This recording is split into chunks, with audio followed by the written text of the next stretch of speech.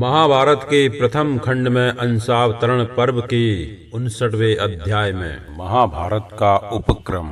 सौनक जी बोले, सूत नंदन, आपने भृगु वंश से ही प्रारंभ करके जो मुझे यह सब महान उपाख्यान सुनाया है, इससे मैं आप पर बहुत प्रसन्न हूँ। सूत पुत्र, अब मैं पुनः आपसे यह कहना चाहता हूँ कि भगवान व्यास ने जो कथाएं कही हैं उनका मुझसे यथावत वर्णन कीजिए।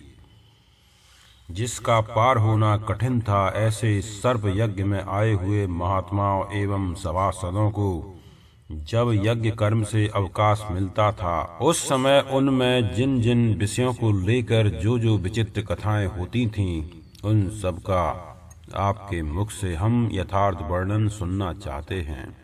सूत नंदन, आप हमसे अवश्य कहें। उग्र श्रवाजी ने कहा, सौनक, यज्ञ कर्म से अवकाश मिलने पर अन्य ब्राह्मण तो वेदों की कथाएं कहते थे, परंतु व्यास देव जी अति विचित्र महाभारत की कथा सुनाया करते थे। सौनक जी बोले, सूत नंदन, महाभारत नामक इतिहास तो पांडवों के यश का विस्तार करने वाला है।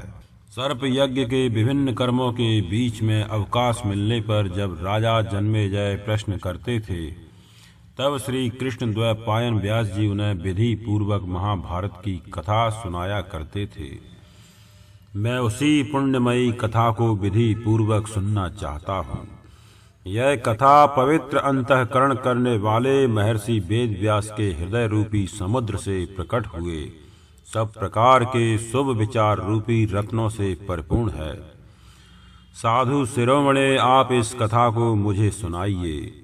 उग्र श्रवाजी ने कहा, सौनक, मैं बड़ी प्रसन्नता के साथ महाभारत नामक उत्तम उपाख्यान का आरंभ से ही वर्णन करूंगा, जो श्री कृष्ण द्वैपायन वेद व्यास को अभिमत है। विप्रवर, मेरे द्वारा कही जाने वाली इस संपूर्ण महाभारत कथा को आप पूर्ण रूप से सुनिए। यह कथा सुनाते समय मुझे भी महान हर्ष प्राप्त होता है। इस प्रकार श्री महाभारत आदि पर्व के अंतर्गत अंशावतरण पर्व में कथानुबंध विषयक 59वां अध्याय संपूर्ण हुआ।